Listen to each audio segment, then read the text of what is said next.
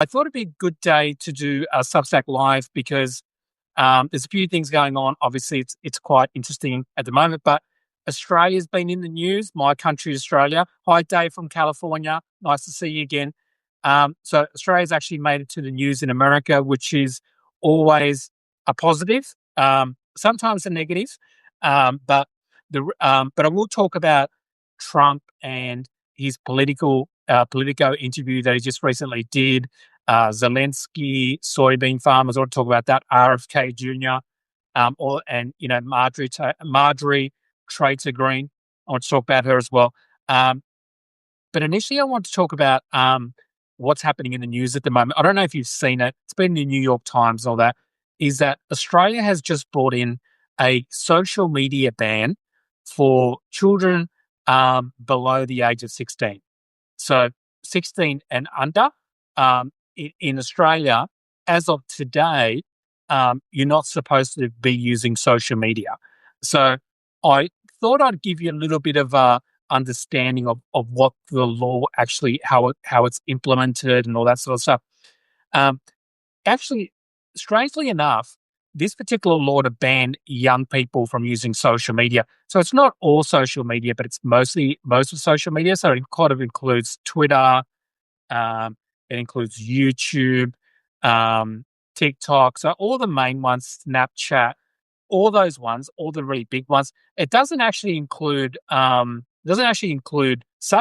So 14-year-olds could just go crazy on Substack at the moment. So that would be interesting because I did notice that Substack wasn't on the list of banned ones for under 16. Now, the reason this law was brought in is obviously because a lot of people below the age of 16, some people, especially parents, feel that they're spending too much time online and it's damaging their mental health, bullying, all that sort of stuff. Now, I guess the important thing is how it's high Reg, good to see you, hi Ralph, how it's implemented, and that's the really big thing, like how it's implemented. And what do I actually think about this law as an Australian? Because hi Natasha, hi, nice to see you again. The interesting thing is that this is the first Western country in the world that is currently trialing this, and places like Europe, Canada, New Zealand, and Scandinavia are actually going to look at this. So it's actually like an experiment. It's a trial. They're going to look at it and they're going to decide whether they implement it. So if this works out in Australia, there's going to be many Western countries around the world. Um, Hi, thanks, Natasha. Good to see you again. And it's good to have you here. Hi, Eddie. And I think that's a really sort of important thing here is that a lot of other countries are looking at this law and to see it. But in my opinion, because on the face of it, a lot of people I've noticed have said they quite like it and things like that. Now, when you actually look at the details, because the devil's always in the detail, right? This law was actually, even though the government in Australia currently is a centre left government, so it's similar to what the Democratic Party is, this particular law was encouraged by the conservative side of politics as well. Now, that doesn't necessarily mean it's a bad thing because, not all conservatives have bad ideas. I'm sure there's some ideas, and it's a bipartisan thing, right? So both sides agree with this. Um, and I think it's coming from the point of trying to help parents get their children off devices. Now, how it works is the people who get in trouble are the social media companies. So if there's a 14-year-old on Twitter or a 14-year-old using TikTok, right, and they're based in Australia, the company could get fined. So they can receive a fine from the Australian government to say, hey, why are all these 14-year-olds on TikTok, right? So nothing happens to the parent or the child. It's not about that. It's about the social media companies. So all the responsibility is put onto the social media companies.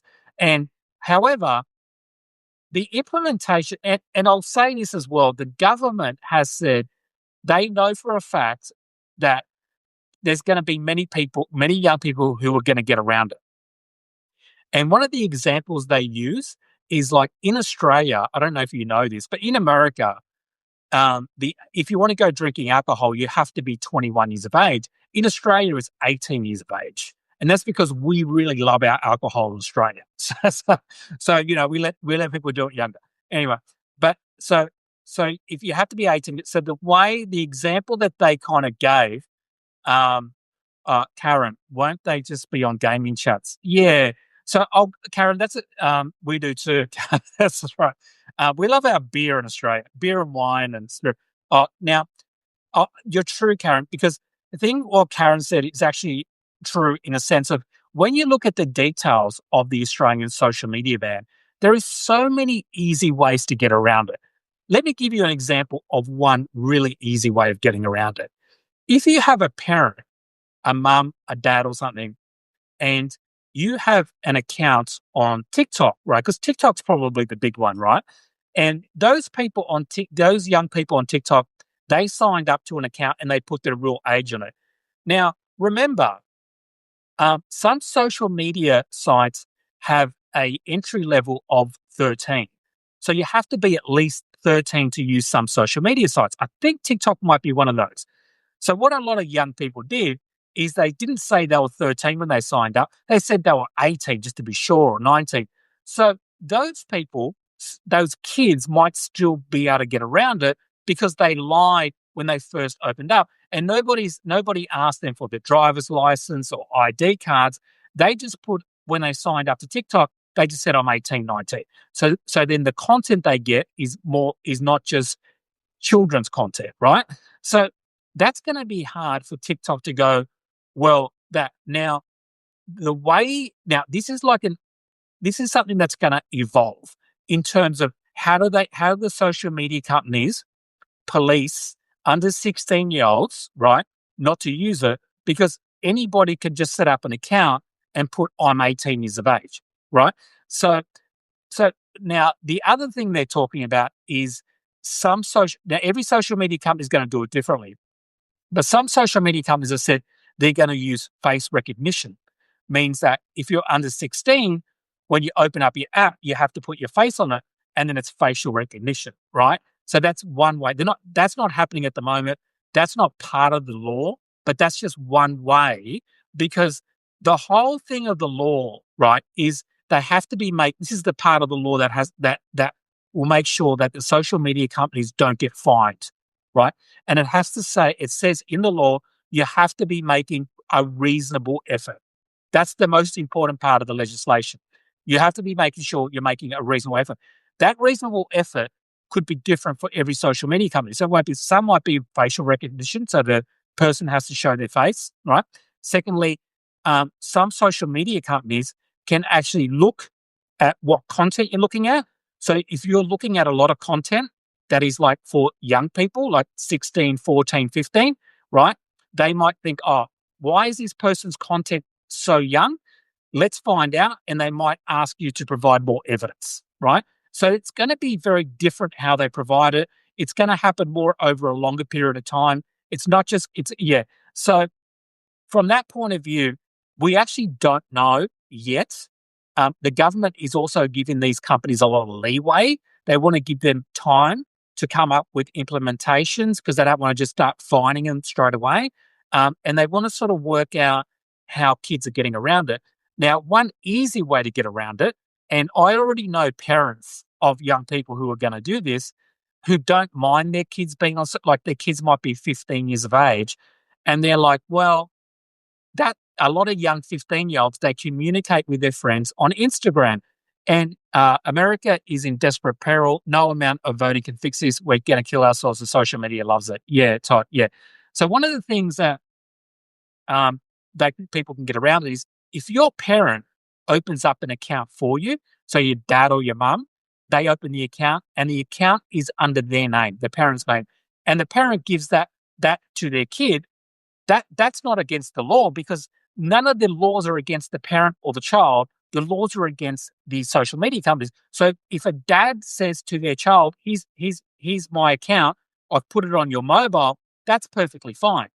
So I think that from what I've heard from ministers like politicians and what I've heard from a lot of parents is that reality about this new law is really, and it's kind of sad in a way when what I'm about to say, right? This social media ban is really about because there's so many ways to get out of it. You know what I mean? There's so many ways for parents. If parents want their kids to have it, well, then they can have it, right? If the kids can get around it by using VPNs, maybe, but that might not work in the future because you might need facial recognition.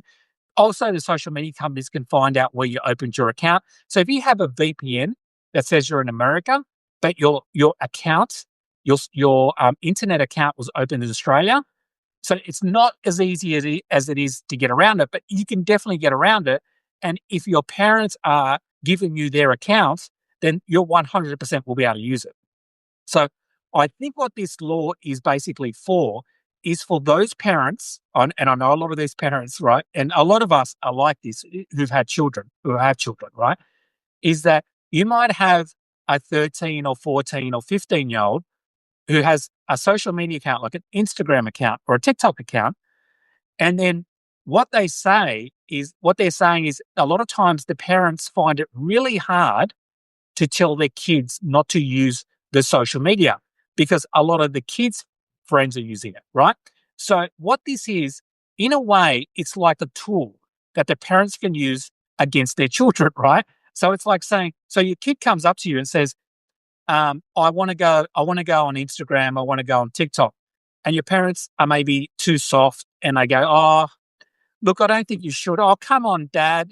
Come on, just let me on, please, Dad. You're busy, you got dinner to make, and you're like, oh, just go ahead and do it. Now, the parents can say, look, it's not up to me. The government has now made it illegal for people under the age of 16 to use it. So you can't use it because the government said you can't use it. And now it's illegal. So now the parents can use the government as an excuse to get their kids not to use it, right? So I think that's the most effective tool that this is going to work because at the end of the day, if you really want your kids to use social media, that's not going to be a problem to get around because as I said, but if you're one of those parents, and I think a lot of parents fall into this category who find it hard to tell their kids not to use social media, then this is a great extra tool by saying, hey, it's illegal. It's not me. It's not your mum. It's illegal. And the kid will then go, oh, okay, if it's illegal, I don't want to do anything illegal. You know what I mean? So, and that's a good tool for the parent to use to get their kids not to use it. So in a way, it's been brought in for parents who can't discipline their children properly, right? Or, and to be fair to these parents, is that they may be too busy, they haven't got enough time, and all that stuff. So, and also, if there's a lot less young people using social media all the time, then maybe, because the thing is, if you're a parent and you say to your kid, you can't use Instagram, you can't use TikTok, and all their friends are using it, right? Then that might alienate your kid, right? That kid might have less conversation to have with their friends, right? So their friends are all like, "Hey, did you see this TikTok video?" And your son or daughter's like, "Yeah, I don't have social media," and that could affect their friendship group, right? Because they're all doing it. However, if the law applies it around all of Australia, maybe if they till the smart kids ask, "What's the government going to do to you?" Yeah, that's right. Yeah, you're right, Car. And look, I gotta say this is that the government is very realistic about this. Sandra, I think this law is awesome. I'm sold. Moving to Australia. Cool. Yeah, Sandra, come. I take my son's social medias every day while at school. I have an app. I pay for that. Allows me to control social media from my phone. Great invention. Yeah. Yeah, that's right, Sandra. Yeah. And look, for Sandra, for someone like you, this would be perfect. Yeah. Linda, wondering if this will be effective. Kids are great doing things they're not supposed to do, sharing with friends. Yeah, I should say the smart ass kids. Yeah. You're right. You're right. And look, I will say this. I will give credit to the government. They haven't come out and said this is going to be foolproof. They haven't come out and said this is going to be like a like a silver bullet. they've been extremely. You guys will be a good test case. That's right. We will be the test case. They've been very realistic about it. One of the examples they gave is before, as I was talking about, in Australia, you have to be 18 to drink alcohol, but there will always be those 17 or 16-year-olds who sneak in and drink, right? So the government uses that as an example. They openly admit this is not going to be effective for everyone. But if it reduces the amount of people who use it and it gives parents an extra tool to use, absolutely. Because as I said before, if your parent doesn't care that you use social media, this is not going to affect you at all because your parents will just open the accounts up for you and your life goes on as it was before. But I know this is really, to be honest, this is really just for the parents who don't want their kids on social media and are finding it hard to convince their kids not to do it. Now, of course, there's always going to be kids who want to go around it, but there are also other kids who are not as rebellious, right? And they might not want to break the law, right? They might think, good point about drinking, a law would reduce the use of social media and that would help. Yeah, this exactly. This is not about, nobody's saying this is going to get rid of, nobody's saying that at all. But if it reduces it by even 20% or 10%, well, you know what? That I still feel like that's a good thing. And if it helps those parents, who find they need that extra excuse to go, hey guys, it's illegal, whatever, then maybe it helps at all. So do I, as an Australian, agree with it? I mean, I guess I do. I just don't think it's going to be that effective. Yeah, I personally don't think it's going to be that effective because I think it'll be effective for a small percentage of people, but but also I've been hearing a lot from America. Of course, in America, it's been a weird situation in America hearing about it, and I'll explain why. Because in Australia, Rupert Murdoch, right? Rupert Murdoch owns most of our newspapers because Rupert Murdoch used to be an Australian. He owns Fox News. We no longer take responsibility for Rupert Murdoch because he now is an American citizen. So, and we love that. We love that he's now American citizen.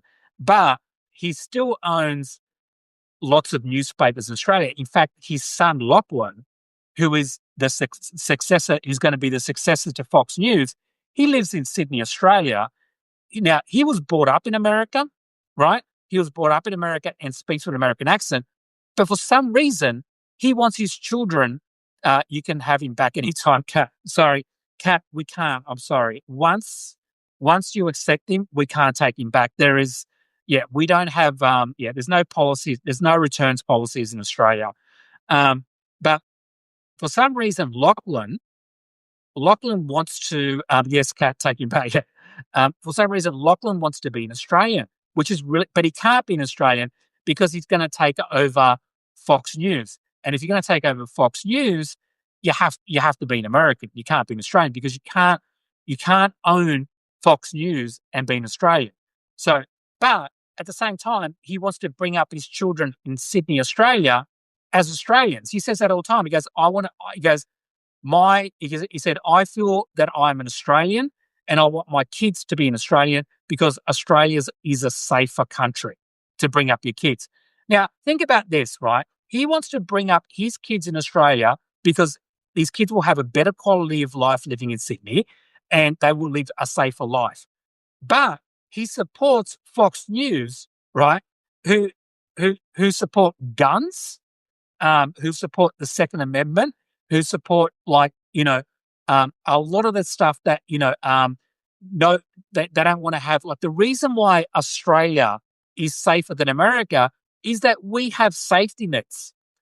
People who are poor in Australia will have a better life than if you're poor in America. We do have homeless, we do have poor people, but to a much lesser level.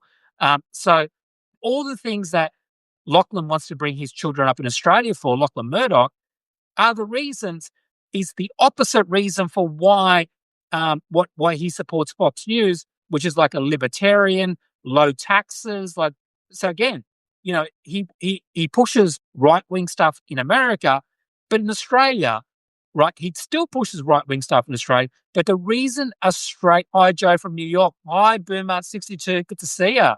Good to see you all the way from New York City. I'm in Brisbane, Australia. Yeah, that's my American accent. I'm not going to do it. I'm not going to do my American accent. No, because my American accent sounds like I'm from a hillbilly. I got told my American accent sounds like I'm a hillbilly, and I was emotionally affected by that when people said that.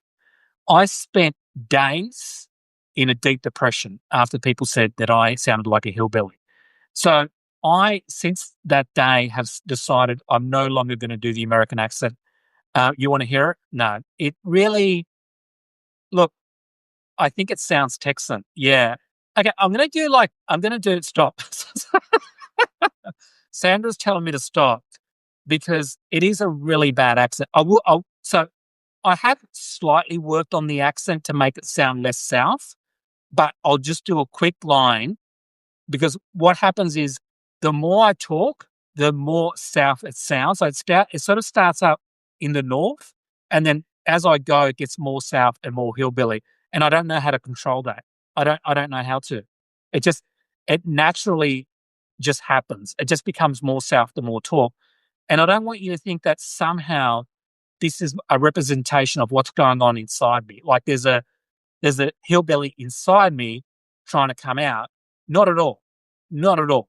It's just about the fact that I think in Australia, those Southern accents are easier to do. They're like, yes, ma'am. Yes, ma'am. Yes, sir. But they're just easier for us to do. Like, so it's not a political thing at all, right? It's not bringing out my inner MAGA. So I'm going to do one line, and that one line is, yes, they destroy a country to make their wealth. Yeah. So I'm just going to do a quick line, then I'll move on from it. Yeah. And I'm going for LA. I'm going for LA, California. Okay. So it's going to be really, it's just similar to your accent. It's just similar to your accent from Australia.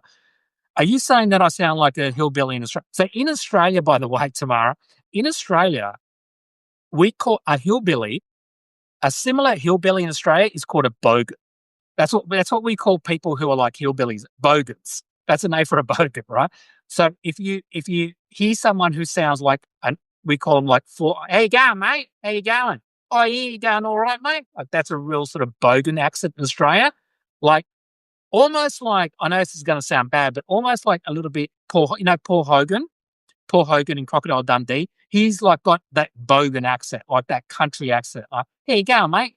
Like another strip on the barbie. So it's a very Australian accent. That's considered like hillbilly.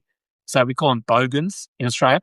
So I'm just going to do a quick line and then move on from that. Okay. So California, I'm just in California. I'm in LA, and how funny hillbilly has a different meaning here. Oh, yeah, yeah, it does. Yeah.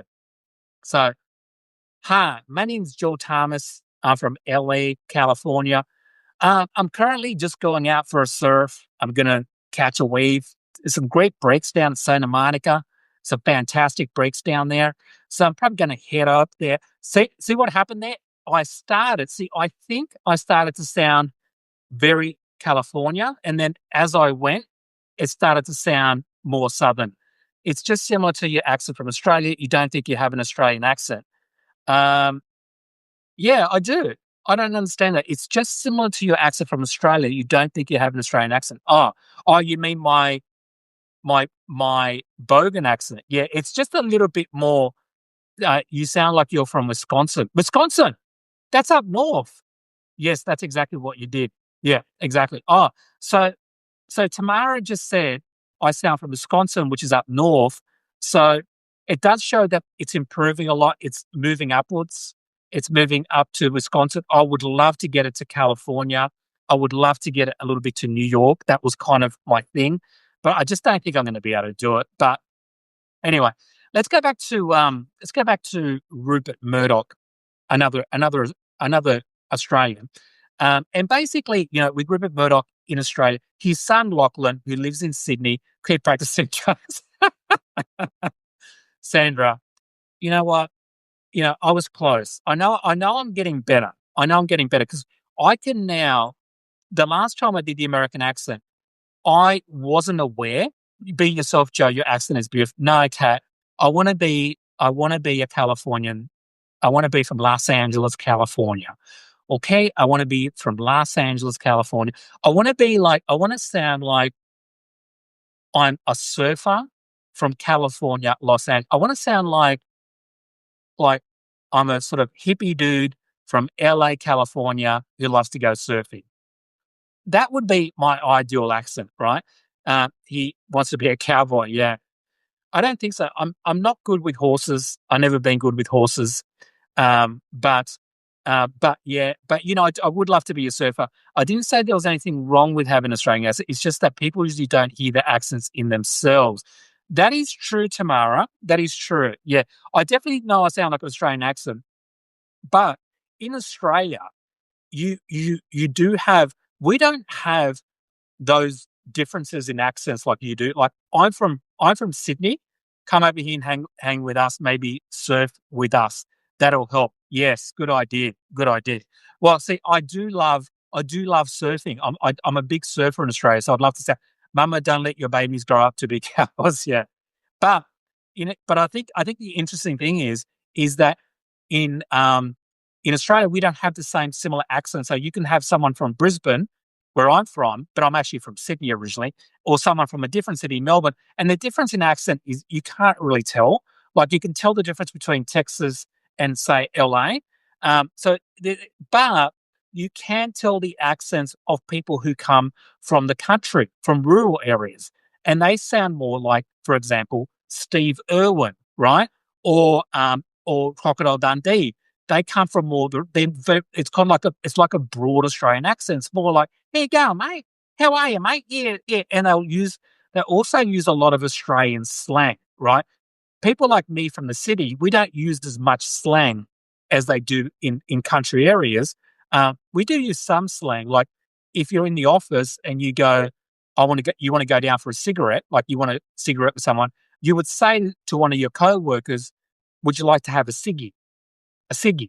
A ciggy is the cigarette. So we abbreviate everything. A ciggy. Yeah. Or when you ask someone how they are, you don't say how are you. You say how you going, mate? How you going? How you going, mate? Like that. That's it. Yeah. So we do abbreviate those sort of words. Anyway, so I want to go back to Rupert Murdoch. Um, his son Lachlan. So in Australia, they're basically because they own a lot of our newspapers. They're very, very pro the these particular laws that are coming for social media ban.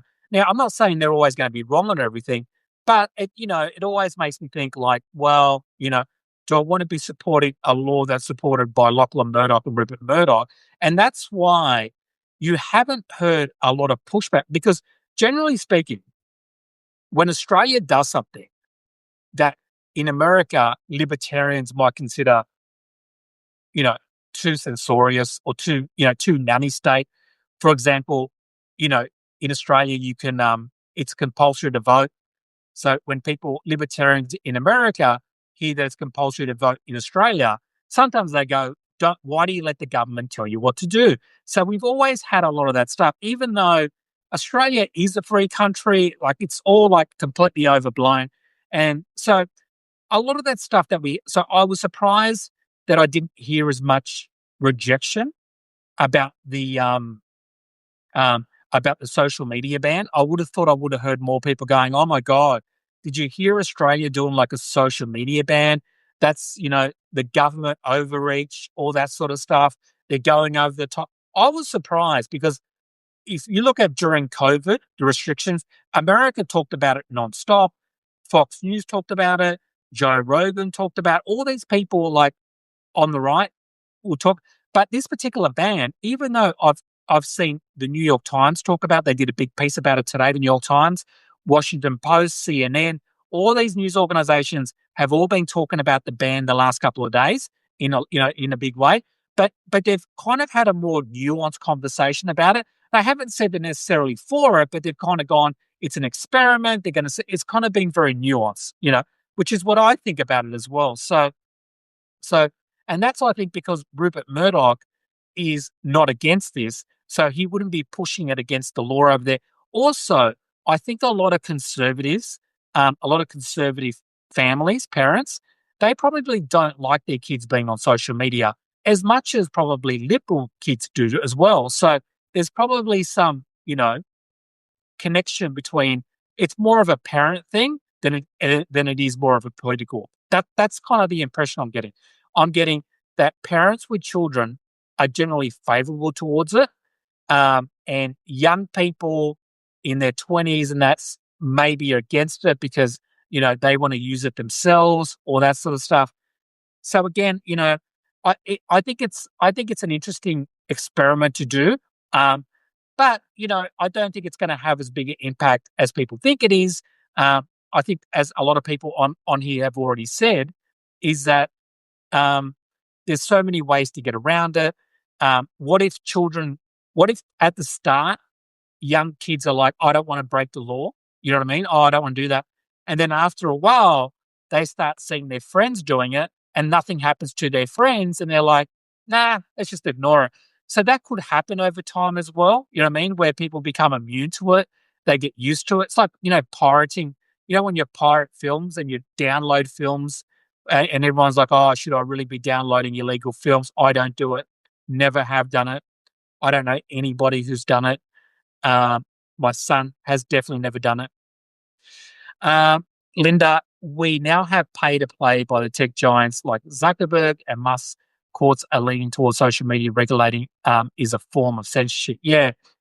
Well, of course, Linda, one of the biggest, obviously the people who've really been against this has been Elon Musk, Zuckerberg, Twitter, TikTok. Got to go. Thanks, Joe. That's something to think about. See you guys. Joe's chat. Thanks, Kat. Thanks for coming. So a lot of these companies have been pushing Australia not to do it. Of course, Elon Musk have also been pushing Europe not to do it, not to to become a censorious. So, okay. By that, yeah, that makes more sense. So I think from that point of view, the social media companies, they don't want to be fined. They don't want to have 13-year-olds who are not on there because that's less business for them. But anyway, we'll sort of see what happens. One of the other things I want to talk about is the amount of negativity that's coming from Trump and Elon Musk recently. So without social media, can you trust the news you get? Do you have like legacy news? Yeah, we do have legacy news, but like America and like any other country, less and less young people watch legacy news, which is actually a very good point, Tamara, because if you can't get your news from social media, then they'll have to get their news from, I guess, either physical newspapers, which they're never going to do, or free to air TV, like legacy news, right? Which I don't think young people are going to switch a TV on to watch news. So that app, I have my son can delete his phone and essentially prevent me from blocking his social media site. But he doesn't, because the alternative is me taking the phone completely. It's about parenting as well and having a child that respects. Yeah, Sandra, that's exactly right, Sandra, because I think at the end of the day, when you really think about this law from Australia, all it really is, really, when you think about it properly, is just one extra tool for a parent to be able to get their children to use social media, less social media. But in no way, but it doesn't affect, as I said before, it doesn't in any way affect a parent who wants their kids to still have social media because they can just open up an account in their name. So again, this is why I don't think it's going to be a massive, it's going to work that well, because ultimately it still relies on the parents. And if the parents still don't care or don't want to, or don't put enough emphasis on it, then it's not going to change anything. So yeah, so that's why I think at the end of the day, I'm hoping it's like in Australia you have to, like, it's compulsory voting. Now, compulsory voting in Australia you could go, an American libertarian would go, oh my God, but it's a $20 fine. And if you don't vote, you just email someone and you can get out of it. So it's very easy to get out of. Now, but at the same time, it did create a culture of voting, and the percentage of people who vote in Australia is massive. We have one of the highest because it's compulsory voting. So maybe I'm hoping I find a huge number of inaccuracies on Substack will always go to Reuters AP for news. Yeah, exactly. Yeah. Yeah. Well, that's Linda, that's the other thing as well, because um, legacy media doesn't really, where are these people going to get their news from if they can't get it from because they're not going to be watching normal news on TV. So, but again, I think a lot of young people don't follow news that much. They can still use Substack, I guess. Um, the only good thing I think about Twitter and other sites is that you can get your AP news, like you said, or Reuters news on Twitter and things like that. But these kids will still be able to use their phones to Google websites. But the problem is I just can't imagine a 15 or 14-year-old Googling Reuters, APP, or New York Times, or a local news company, like a local news place in Australia, because how a lot of people get their news in Australia, even if they're getting it from legacy media, like for example, an online mainstream newspaper, is they usually get the link from Twitter or something like that. So they're on Twitter, and a news story comes up from news.com.au, which is a big news organization in Australia, which is online, and they always post things on Twitter, and then they read the story, but they initially got that story from Twitter, then they click on the article and it takes them to the site. So it will be they will have to adjust a little while.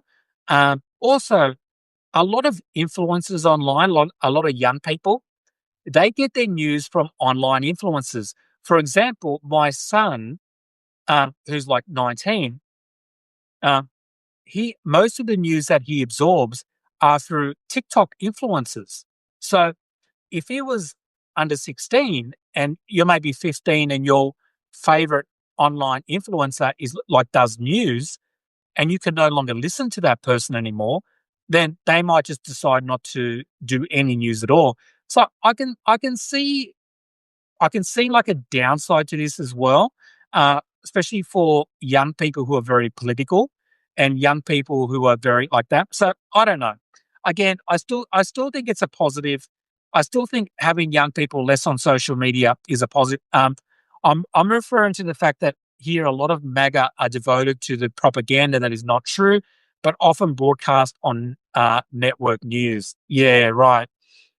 That's true, Tamara. Yeah, voted to the propaganda. Yeah, yeah. So yeah, we do have so in Australia so Rupert Murdoch, as I said before, he still has a lot of influence in Australia. Not as much as he used to, but he does. He owns most of our newspapers. But most people don't read newspapers. He owns a company called Sky News. I don't know if you've heard Sky News. They're also in England. And in Australia, they're on cable TV. Now, most people don't watch cable TV. Most people who watch cable TV in Australia are watching sports. They're mostly by people who want to watch sports, because a lot of sports is just on cable TV.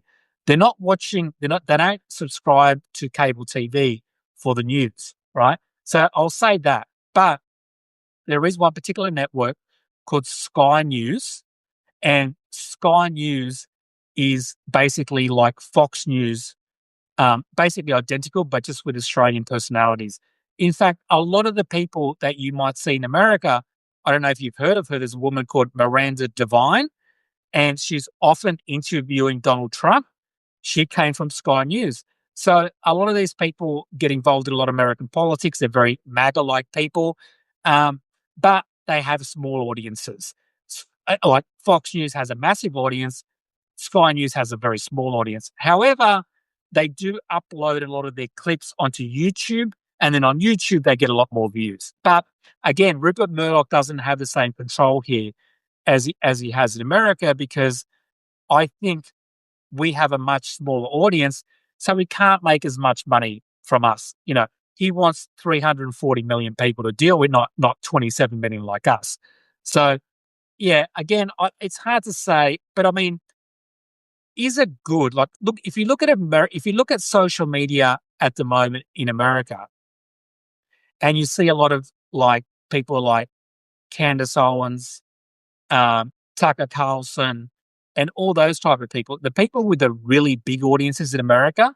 And I got to say is that like I like I like the idea that a 13 or 14-year-old wouldn't be subjected to, for example, and Andrew Tate, right? The Tate brothers, who are very toxic, and they bring a lot of young men over on social media when they're very young, right? So I like that aspect of the social media ban. If it can somehow reduce young men from being exposed to Andrew Tate or someone like him, I think that's a real positive, right? Because that's how they get them. They get them through TikTok.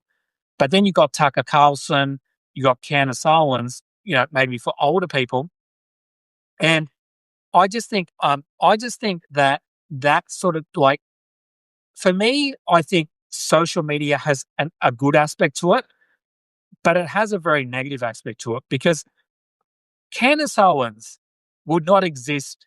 Good point. Kids don't necessarily need to be subjected to any of it. Yeah. Um, I don't think, as bad as mainstream media was, they didn't really have a Candace Owens, right? There wasn't, so I can't remember anybody in mainstream media who was as bad as Candace Owens, right? There were bad ones, like, but not to the same degree as Candace Owens. Now, I was watching Fox News back to the early 2000s. Now, you had Glenn Beck. I thought Glenn Beck was particularly bad, right? But he wasn't saying things like Candace Owens. I just have to laugh. Like Candace Owens saying things like, Emmanuel Macron's wife was born a man, right? That's, and then saying that, Tyler Robinson was killed by Israel. No, sorry. Charlie Kirk was killed by Israel. And then 2 weeks later, no, it wasn't Israel. It was, the president of France, Emmanuel Macron. And, and next thing, it was Turning Point USA. Can't participate in media bashing. Have a good one. All right. Thanks. Thank you. That's all right, Linda. So yeah, so that's kind of the thing that I think is that mainstream mainstream media. Why? Yeah, I don't know why Linda thinks that yet. Um, I think it's okay to criticize media, because I, for one, think that mainstream media gets too hard of a agree. They shouldn't have truth in advertising laws with punishment for violating against that in the past. That is how it was in America. News media and those claiming to be news shows. Yeah, exactly. Yeah, exactly. And the thing is that I do too, Joe. Yeah, yeah. Thanks. Yeah, thanks, Carl. I I think that the problem with social media, it has good aspects, right? One of the good aspects is you can see people, interview people long form, right? So, for example, someone could sit down with Pete Buttigieg and have an hour conversation with that person, and you get to see Pete Buttigieg over an hour. In the old days on CNN, he'd be interviewed for 5 minutes, right? And you don't really get to know them. You don't really get to know their policies. So the whole time thing that you see on podcasts is a really positive thing, because we get to see people for longer periods of time. We get to see them as more authentic people, right?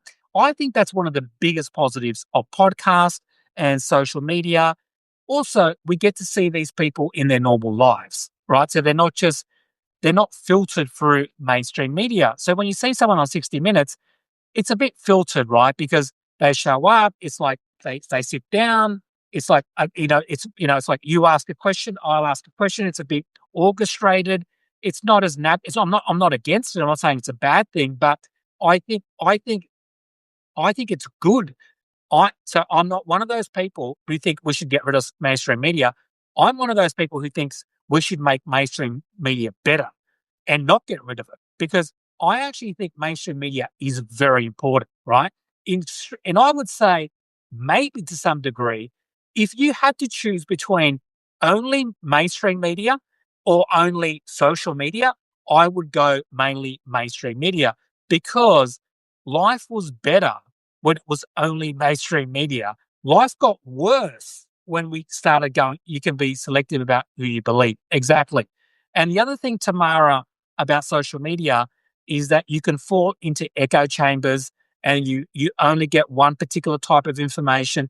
As with mainstream media, you're more likely, especially with CNN, as much as people like to say CNN is biased and all this sort of stuff, CNN will criticize Joe Biden, right?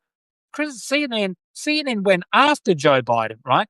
CNN will criticize Democrats, but Fox News rarely ever criticizes ever criticizes Republicans. They do on occasion, right? They do sometimes. Um, I think the most damage that was done in media was by, again, Rupert Murdoch. I think Rupert Murdoch has a lot to answer for in terms of what we're experiencing now. Again, I take no responsibility whatsoever. He is a fully naturalized American citizen. He was naturalized a long time. He's your problem now. Nothing. I don't. He doesn't. Yeah, he doesn't even barely come back to Australia. So I'm not even sure if he was even born. I don't know. Let's forget it. But he's American. That's all you need to know. He's American. Rupert Murdoch's American. And he, in the 1990s, he got Roger Ailes, right? He got Roger Ailes to basically say, in the old times, in news, you would have a newspaper. So you'd open up a newspaper or you'd look at the news on TV. In America, same in Australia, same in Europe. And most of the news you got was straight news. And then you would have a small portion that was opinion news.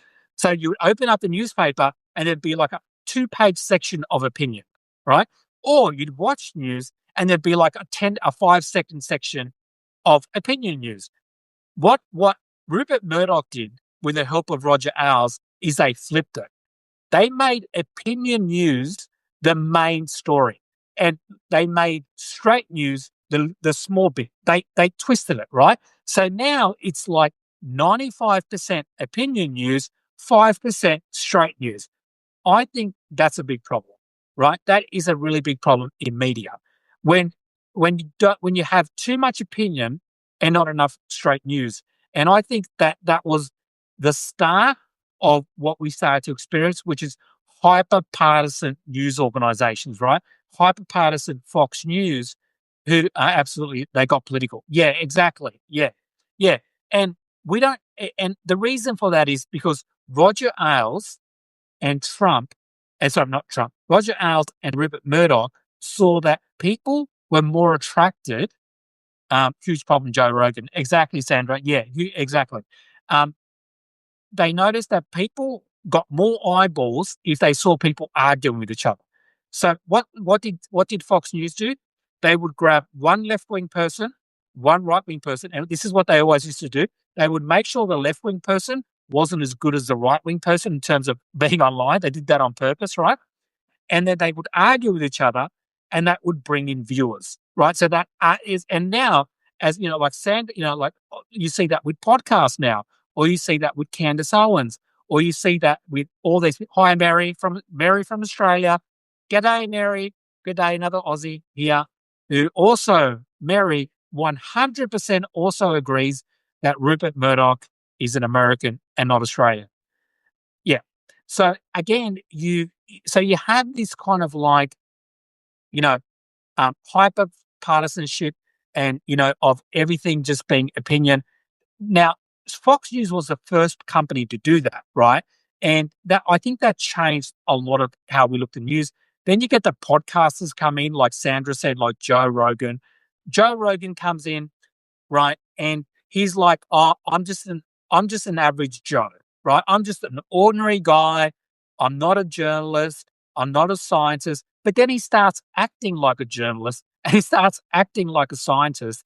And then they become very political, right? And they start taking sides, opinion news from the mentally ill. That's right. Yeah, exactly. Yeah. So I again, so they, so Joe Rogan and so now we have this news organizations and Joe Rogan. Hi Joe, when you have chats, I'm at work, so I try to listen discreetly. Hello everyone. Hi Mary. Yeah, hopefully your boss doesn't hear. Yeah, yeah. People so easily follow us. Yeah, exactly, Kimmy. They are. Joe, you're really pushing it with Rupert. He is your so it's Jerry Springer. Yeah, yeah. Agreed. Murdoch began presenting lies on news, opinion of news. He presented news that was supportive of corporations. Yeah, exactly right. Yeah, yeah, exactly like Jerry Springer. Yeah, exactly. Yeah, he did. Rupert Murdoch mastered the art of opinion news. Right? He mastered the art of people don't want to listen to straight news because straight news can be boring, it can be mundane, but if someone gives their opinion, it can be more exciting. So I totally understand it. And by the way, I'm not against opinion news. I think opinion news is really interesting, but it has to be peppered with straight news. So when I absorb news, I absorb straight news and then opinion. So if I'm thinking about something they're going to do left right argument CNN now. Yeah, exactly. I don't know if you remember T, but do you remember the days when Tucker Carlson was on CNN? Um, and he would I can't remember what it's called, Straight Talk. No, it wasn't called Straight Talk. I can't remember. There was a show on CNN and in the early 2000s, and he would have a liberal person on there and they would debate, right? And that's the big thing on Fox News. You have one left wing person, you have one right wing person, they yell at each other. Now, I've got to be honest for you, I've always found that uh, then don't call it news. Exactly right. Yeah. Um, I've always found cable news boring. I've never been a big fan of cable news, and maybe it's because in Australia cable news is not a big thing, right? And so I don't find it that interesting. I don't find it interesting having like when you have like that screen where you have four people and everyone's yelling at each other. I actually find that quite boring and I find it quite off-putting. I'm like, I'm not learning anything from that. I'd rather, if I'm going to listen to a debate, I'd rather just have two people debating and then have a moderator and not have people yelling at each other. Like I feel like you get a lot more from that. I feel like for me it's more interesting, but I think I'm not the audience they're trying to get. I think they're trying to get young people. If you're a young person, I don't know if you ever on YouTube, but all the streamers online, like the big streamers who get like young viewers, they will often have the caption of their video like, "I destroyed him." Such and such destroyed, and they always use words like destroyed or annihilated, and they're talking about a debate because they want to make it sound like it was really combative. They want it to sound like, he was smashed, he was killed. Yeah, absolutely. Yeah. So there's something like I would say a little bit childish about that. That you go into a debate to destroy, so it's like clickbait. Yes, it's entertaining, not news. Yeah, exactly. The problem, Connie, is that it's um it's considered news by too many people. If people listen to Joe Rogan and they didn't consider Joe Rogan news, I don't think it wouldn't be a problem. Joe Rogan could say whatever he wants. The problem is there are a lot of people who'd rather take Joe Rogan's advice than a doctor's advice or, a scientist's advice. That's when it becomes a problem. And if you have YouTubers online like Candace Owens, there's millions of people who are taking what they say seriously. Like now they're just bashing and not having nuanced discourse about issues. Exactly, they're just yelling at each other.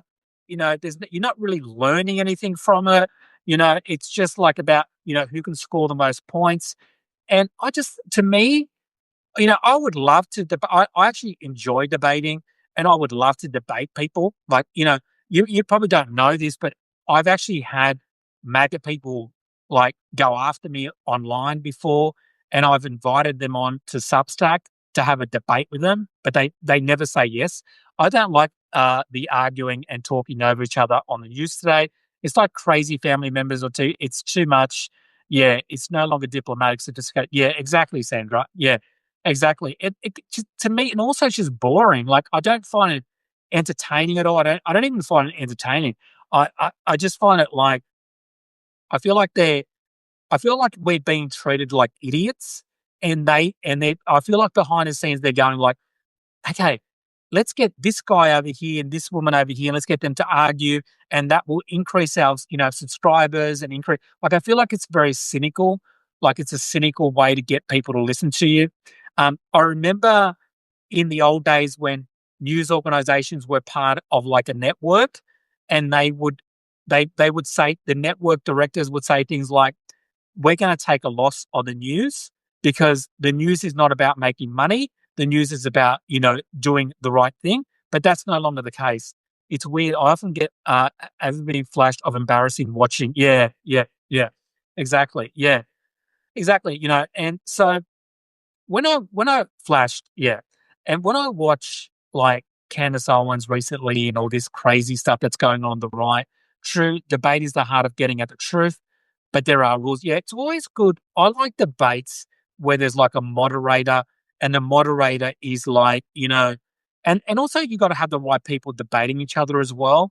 If you just have like firebrands debating each other, like that show Piers Morgan. I don't know if you've watched Piers Morgan. He always gets the most, like not always. Sometimes people are good on there, but he always tries to find the most extreme because he wants people to argue on there. And then what happens is when he promotes it, he'll use the argument as a way to promote his upcoming show. All right. So it's a little bit transparent, but I just think I think it's a big problem. And I think it's a big problem because mainstream media is collapsing and new media is coming up. And I'm not sure what's replacing it is better. Like some of it is better, but some of it isn't better. And I don't like the idea. I like the idea of New York Times, even the Washington Post. I want them to stay around, listening incognito, Mary. Yeah. So I want them to like, I don't know. I like the idea of mainstream media being better at what they do, and also pushing more the straight news stuff. And a lot of times you do get good news stuff from New York Times. I do like the New York Times, or even though they're like a liberal thing. The thing about the New York Times is they're aware they're liberal, and often they will, But if you read a news story, Tamara, see that things we have such an extreme president. Or a sec. Sees that thing that we have an extreme president. Higgins won the mayoral race in California. I didn't know that. But because the shows have promoted, yeah, exactly. Exactly. Yeah, that is so true. Yeah, exactly. Yeah, so they do promote that extremism over there, and I think that's always been a problem. Yeah, because that's how they get their viewers. Um, but I want to talk about hi Zilton, thanks for joining. I want to talk about a few other things as well today. I want to talk about the soybean farmers. I like the other day, Trump had Sandra, just hearing first woman mayor and first Democrat in 30 years. Wow, Sandra, I didn't know about that. Wow. Okay, cool. So Sandra, was she meant to win or did she win in a red state? It'd be interesting to see what percentage she won by. Um, because even before I move on to the other thing, even the one with the Tennessee, because we had that race in Tennessee the other week, um, even though Democrats lost, the fact that they only lost by a smaller percentage, like less than half than what they lost at the last election, that was actually a really big positive for the Democrats. Florida, she wasn't meant to win. Oh, perfect, Sandra. That's always a good sign. Um, so even with the Tennessee one, who also wasn't meant to win, and she lost, but she only lost, but that's a really good sign because I think there's a sign that the Democrats are starting to do really well in elections. special elections, that sort of thing. So this is really good news. Um, but going back to the soybean farmers, Trump got up the other day and Trump was talking and he was saying, like, he was talking about how he's going to give $12 billion to the soybean farmers.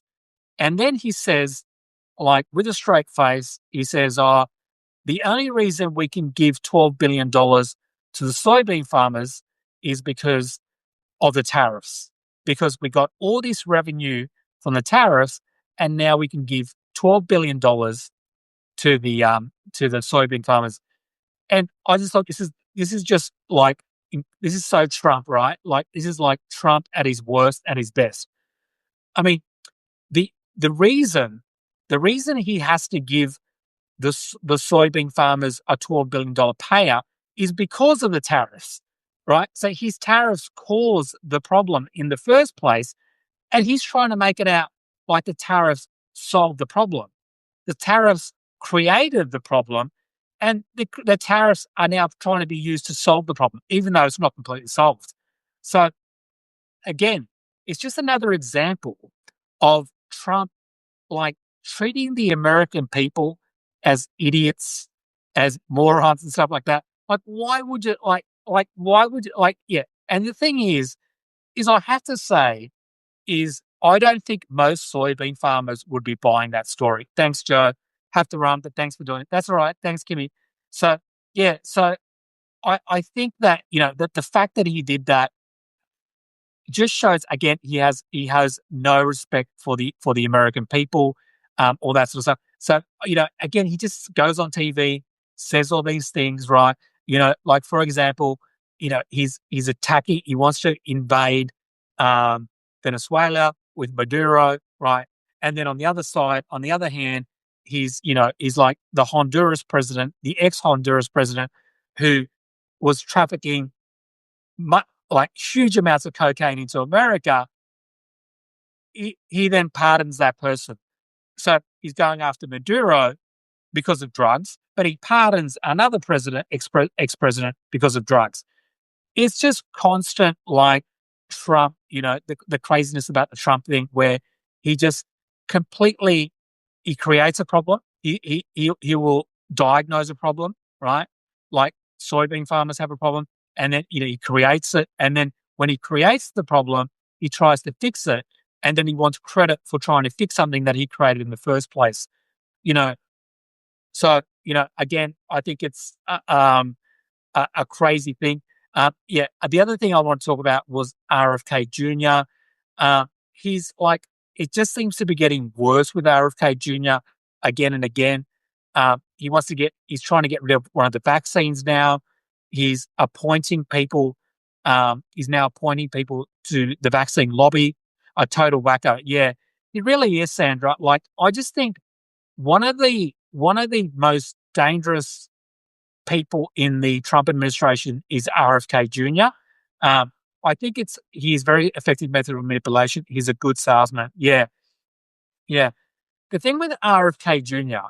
is that he will always try to take a kernel of truth, or he will take things out of like proportion, or, you know, for example, he will say something about and now the second scandal story, so gross. Yeah, exactly. Yeah, yeah, yeah.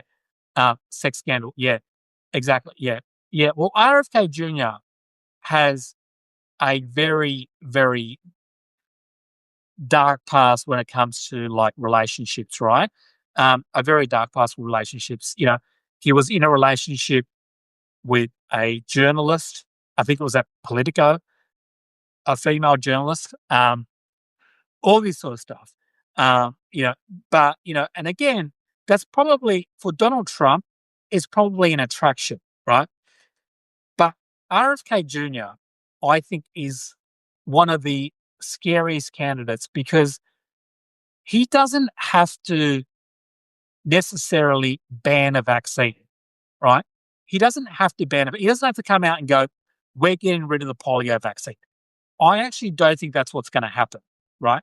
But if he throws enough shade on vaccines, when you're talking about an administration who has tens of millions of people who follow them in the United States, and vaccines to have herd immunity have to have a very high, like in the 90s. It only takes a couple of million people to believe the lies about the vaccines, to not vaccinate their children, to bring back diseases that were gone, or to increase diseases that weren't around, like the measles, weren't around for a long time. They're not around very often. So he doesn't. That's the scary part. He doesn't have to ban anything. Just by throwing shade on stuff, he's going to create a huge amount of issues in America, especially in the day and age of social media, right? Look at Marjorie Taylor Greene. Okay. Some people, no one here has said this before, thought that she was turning the corner and that she was becoming a better person because she criticized Trump.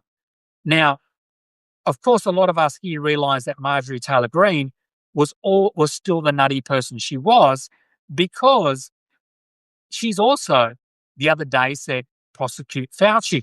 So she's still anti-vax. She still wants to put Fauci in jail, right? She's still a conspiracy theorist. And so by having people like her, RFK Jr., Donald Trump, who was also like similar, yes, it creates confusion down in people's mind. They don't know what to believe, Connie. Exactly. And I will say something else, Connie.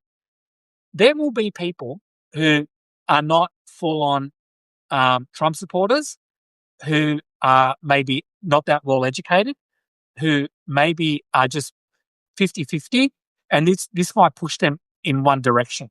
So I think it's very dangerous. And I think with social media and things like that, I think, in my opinion, it's easier for Marjorie Taylor Greene as a MAGA First America Republican to come out and criticize Trump over the Epstein files, right, than it would be for her to come out and say, I'm pro-vaccine. Because a lot of MAGA also don't agree with Trump not opening up the Epstein files, right? So that's consistent with who she was before the election. However, if she suddenly switched and said, you know what, all that stuff I said about Fauci, all that stuff I said about vaccines, I no longer believe that, she would get a much bigger blowback by MAGA than she is right now. Because, much bigger blowout. Because one of the worst things you can do in MAGA is be pro, like, mainstream science and pro vaccines. That's like the line you can't cross in the MAGA world, right? So, so I think it's a big problem there. It's a big issue to the point where even the crazies, when they say something nice or something good, they're never going to go there.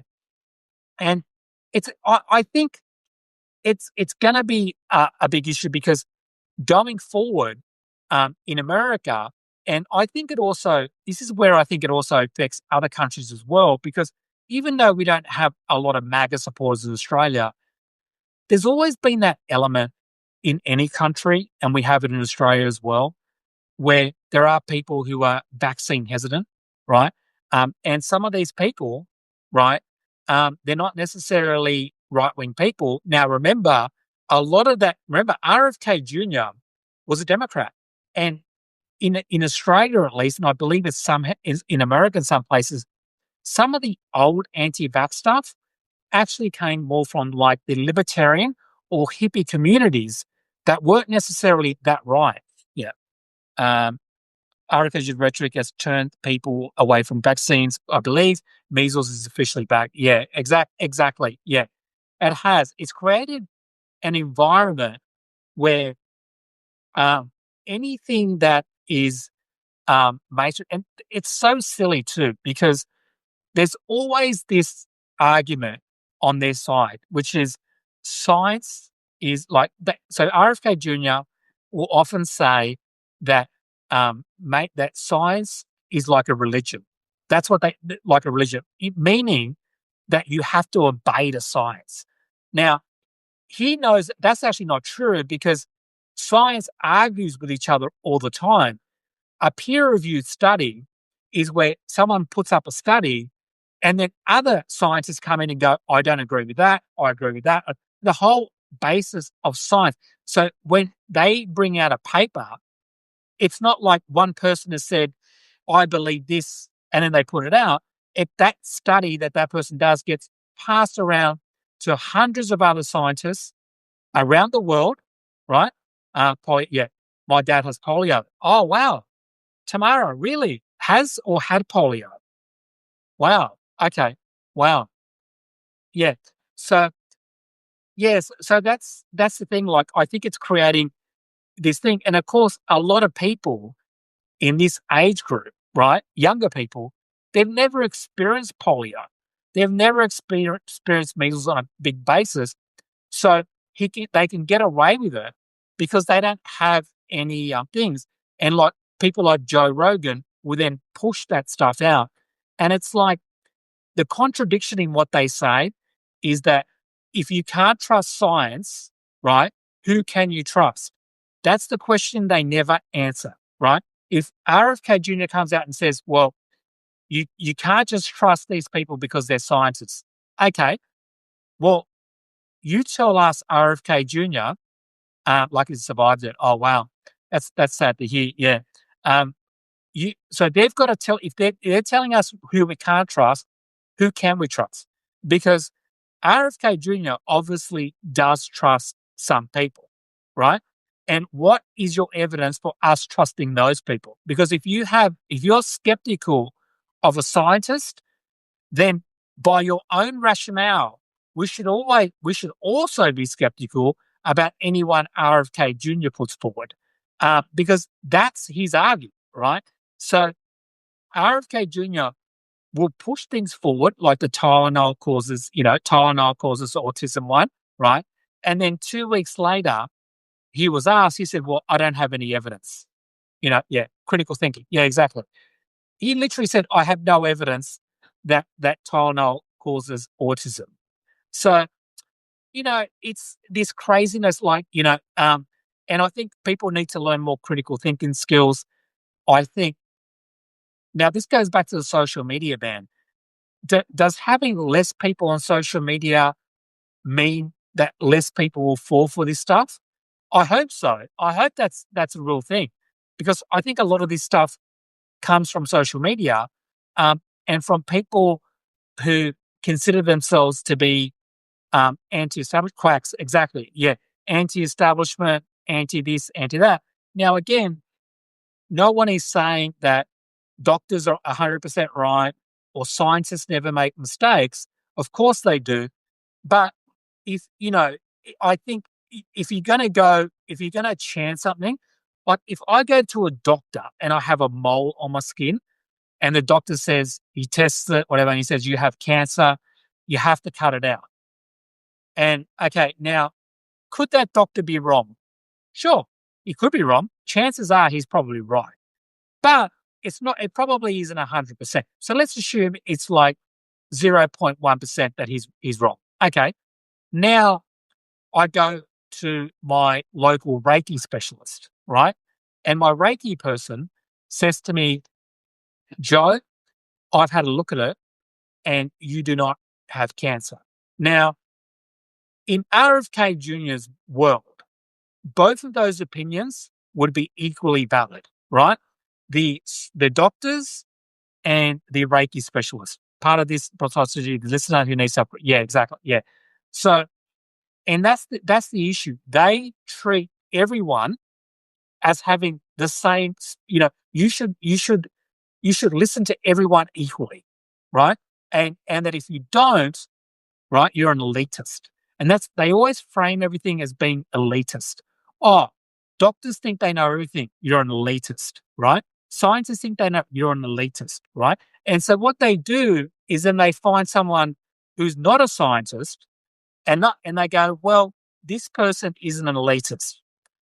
That they also, you're right, they're not an elitist, but they also have no idea what they're talking about because they're not actually a scientist. No, you shouldn't. We have experts for a reason. Exactly. Yeah. Exactly. Yeah. So there's this crazy thing about and you know what? This could come down to this whole thing of, even I will say a little bit, you could talk about the news organizations like we're talking earlier. Like if you have a trained journalist, right, who has worked at, say, the New York Times for 20 years, and he's digging up a story, on the phones, uh, they're trying to get their sources right, everything right. They have an editor. The editor comes in and checks the story. They have fact checkers, all that, right? Okay, let's say that's one side of it, right? Then we have one person who has a Twitter account, right? Has never worked as a journalist, has no idea what they're talking about, but they think they know a lot about it. And then you get your story from a lot of people online will take that Twitter person's story way more seriously than the New York Times story, because they will say you can't trust mainstream media, but you can trust Kevin777888 on Twitter, who doesn't even have a profile photo. We have no idea who he is, but because he's not part of the mainstream, we should trust this person. This is the insanity of some of the online world, where we the less the less the less qualified you are, the better you are, right? The less you've been to university, the better you've been to university. Sorry, I'm not interested. I'm going to take my advice from that person who left school when they when they were 8 years of age. You know, it's that sort of crazy world. Yeah, exactly. Yes, don't get it. Yeah, you're right. But the crazy part is that the real elites are the ones behind MAGA. Yeah, that's so true, because they like a lot of these people will vote for MAGA, but MAGA Trump is the elite, right? He's the biggest elitist of them all, right? He is the number one elite, right? He's way more elitist than any Democrat. It's just that he pretends he's not. And by bringing in people like now, the thing about Trump is that economically, he is an elitist. But when it comes to science and when it comes to that, he does sound a lot more like a peanut brain or a walnut brain who's had like no education.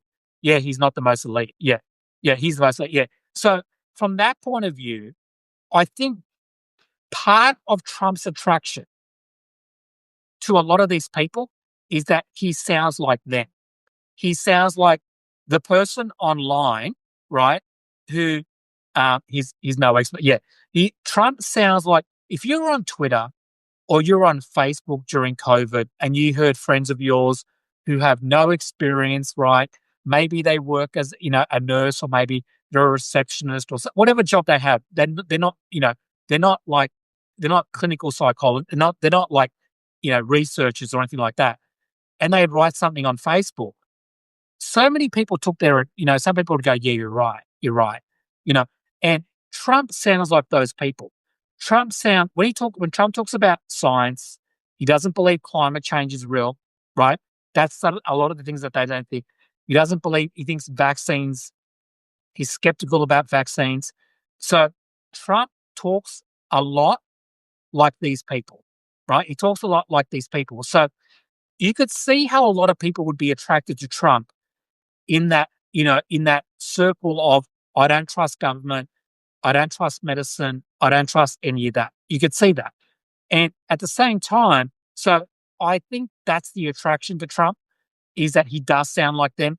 Um, Also, I think a lot of people, um, tomorrow, I don't understand why people are listening to Joe 777. Yeah, you shouldn't listen to Joe 777. Listen to Joe Thomas. Yeah, over a doctor who like pointed out a minute ago, went to school for many years, experts in the field. Why choose never? Yeah, yeah, exactly. Yeah, but he still gets his flu shot. That's Sandra.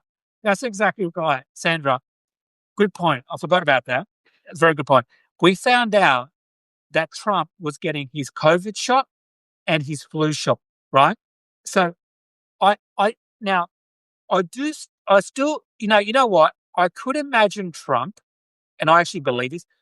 I could imagine Trump talking to his doctor, right, and saying, "Oh, the COVID shot, is it okay?" Like, I could imagine he'd be skeptical about it, but his doctor saying, you need to get it, and you need to get the flu shot, and then he goes and does it, right? Because I've actually met people like Trump in my life, and they will be like, you know, they if you talk to them in real life, they will say like, "Oh, I heard some." They're not like full blown anti-vaxxers, right? But they'll say, "I read something on," and I'm talking about people. I'm talking about boomers here, not all boomers. I'm talking about some, and they will say something like, "Oh, Joe, I read something online on Facebook that said that if you take the COVID vaccine, this can happen." Right? And some of these people have already had it, and I will say to them, I will say, "Oh, you know what? Don't listen to me, and don't listen to Joe 777 on Facebook. But why don't you talk to your doctor about it?" And and he did. He went and talked to his doctor about it, and his doctor told him to get a COVID shot, a booster, because he's in his 70s, right? And he needs to get another booster shot. So he did it. He went, and then his doctor told him that what Joe 777 told him on Facebook was complete crap, and he believed his doctor. So I thought that was an effective way of getting people who are not full on anti-vax, but maybe read stories on Facebook and read some of that, by not trying to argue with him, not saying, "Oh, Jeff, you're an idiot. Why are you doing?" Because that pushes them back. Just going, "Yeah, I don't know, but that guy on Facebook doesn't know. Talk to your doctor. See what he says." I think, because a lot of these people, I guarantee you, the same people who are like, "I won't take the COVID vaccine," right? If they have a heart attack and they get rushed to hospital, and someone says to them, "Well, the company Pfizer that made the COVID vaccine, well, they made another drug for your heart." And they go, "And you think they're going to say no?" Of course, they're not going to say no. They're going to go, "Yeah, that sounds great. Give me that Pfizer. Give me that. In fact, yeah, give me that." Right. Yeah. Of course, they're going to say yes. So there is a difference between what people will say online, and when it comes to life and death, they will act a different way. They will be the first people to call the ambulance, right? Ambulance is a mainstream medical thing. Then you'll get taken to a hospital where you will have mainstream doctors. Now, think about this. If you think COVID vaccines killed millions of people, which is what they think, they killed millions of people, and 99.9% of doctors think you should get the COVID vaccine. If you think that, then you shouldn't trust doctors, because you would think that doctors were covering up the murder of millions of people, right? But they're still going to see doctors, right? They're still getting their advice from doctors. But so again, if you don't believe mainstream medicine, then just don't go to a hospital, don't go to a doctor, just go to your local, I don't know, Reiki specialist or whatever they are, alternative therapy, whatever it is, go to them and stay away from mainstream science, and just do it that way, because it's infuriating that all they do is complain about mainstream medicine. And then when it comes to them taking it, they will take it and not give any credit to what they just got. And then they probably go home and then criticize it again. And they're making it harder for people to come up with medicines and stuff like that, because if nobody trusts medicine, then what might happen is researchers might go, "Well, you know what? I'm not gonna I'm not gonna keep making medicines if people keep telling me I'm evil, or that, or that, and then maybe governments don't fund it because, you don't want to be considered funding mainstream media, all that sort of stuff." So I think it's a really big factor. For me, it's one of the biggest things, this anti-science, anti-thing, because I think it has ramifications across the board, where we don't trust anybody with experience, and anybody who has no experience is up here. Everyone who has a lot of experience is treated down there. Like, you don't take, if you have a problem with your car, you take it to a mechanic, right? Sandra, yes. Well, the fuckers die, then I'll start. Yeah, exactly. Yeah. But that's the thing, Sandra. Um, that's the thing, Sandra. They won't die because they will take the medicine. When it comes down to it, they will take the medicine. And although we fuck around for yeah, when vaccines, the only thing is with vaccines, I do think there could be because again with vaccines, you don't need a lot of people not taking it or their kids taking it to be like a big problem. You only need a small percentage, and there will always be a small percentage of parents. And and I will say this: it's awful, but a lot of times, um, right? How do we fix that? Look, it's a hard thing to fix. Look, unfortunately, one way it will fix itself is measles becomes a bigger problem than it is now. We'll fix some of it because people will start seeing its problem. Polio comes back, it will fix it, right? The only way these things are going to be fixed is if maybe people then have to see them come back. Yeah, yeah. Yeah, people get sick. Exactly. I think that's the number one way it's going to happen, right? Um, because then when you start seeing children dying, that's not going to be a good thing, right? You start seeing children dying, that is going to be bad, and you start seeing dying big numbers. That's unfortunately going to be it. I think the other thing is I the problem is that people like Joe Rogan, RFK Jr., and a lot of the people who are anti-vax, anti-science, they're not scientists, but what they are good at is they're podcasters. RFK Jr. is a lawyer. They're good at speaking, right? Or RFK Jr. is not that great at speaking, but you know what I mean? Like their job is communication. The problem with scientists is that most scientists are introverted, right? They're not great communicators because that's not their job. People don't become scientists because they're very good at talking. My mother told, yeah, that's a horrible fix. Yeah, I agree. Yeah, too bad to, yeah, I agree. It's a horrible fix. Yeah. But unfortunately, it's what come out of it. But I think finding better communicators in the science world, not just the same or always over and over again, is a good way to push back against it, and also being open to going on shows like Joe Rogan, going into the lion's den against people who because it's not about Joe Rogan, it's about his audience. And if you can get to his audience, maybe even a small portion of his audience, and come up with good arguments, maybe that could do something. But I think a lot of scientists they don't want to engage in that sort of argument with people. There's a few people doing it. I have seen a little bit of it, but I think more of them can do it.